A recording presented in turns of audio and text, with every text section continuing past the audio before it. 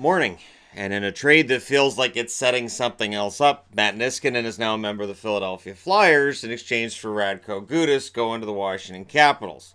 Now, Niskanen has 2 years left on his contract, which Washington was rumored to be looking to get rid of, and they did.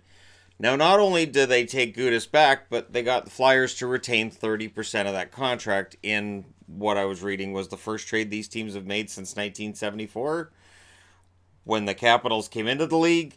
So it is a rarity for these teams to talk, and we're at a stage now where trading within the division happens a little more regularly than it may have in previous times. And the Capitals freed up some cap space. That's what they're trying to do, and that's why I'm giving them the victory. When I report on trades, the jersey that I wear, that's the team that I feel probably won the deal.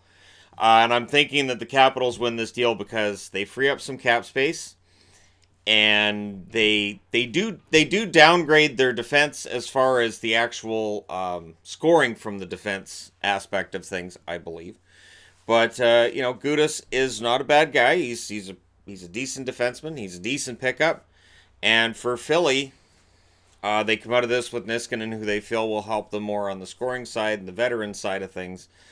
It's kind of that veteran thing that they needed, I believed, on the blue line, when people would ask. So we'll see if this is the start of something else for Philly. If somebody else gets moved out, we'll see if, with the added money that the Washington Capitals now have, they'll be able to spend what they're going to do in the offseason.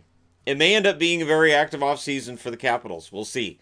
That first round exit, not going to go over well with management.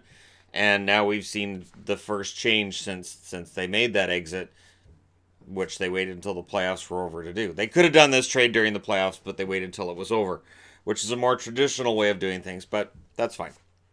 Let me know what you guys think as Capitals fans or Flyers fans. Who do you think wins this deal?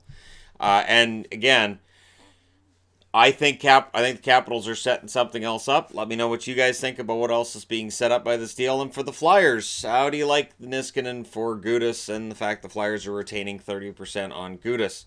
I know the Flyers have some cap space. This eats some of that up. How does that make you guys feel? Don't forget to hit like and subscribe if you're browsing your way through. You just happened upon this video. And hey, thank you guys so much for watching. I'll talk to you again soon.